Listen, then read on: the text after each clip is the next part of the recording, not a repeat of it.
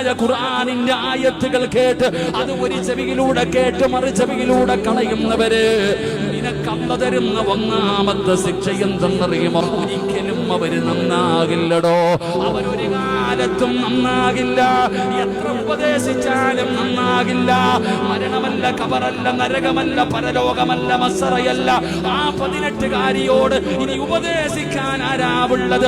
ഉമ്മ കരയുകയാണ്, വാപ്പ കരയുകയാണ്, കൂടപ്പിറപ്പ് കരയുകയാണ്, കൂട്ടുകാര് കരയുകയാണ്, പിഴച്ചവനെ കാരണവന്മാര്, കമ്മിറ്റിക്കാര്, പള്ളിയിലെ ഉസ്താദ് പോലും ആ പെണ്ണിനോട് പറഞ്ഞു, മോളെ നരകമുണ്ട്, കബറുണ്ട്, മരണമുണ്ട്, അല്ലാഹനെ മറന്നു നടക്കരുത്. ഒരു മാറ്റവുമില്ലടോ, ഒരു മാറ്റവുമില്ലടോ.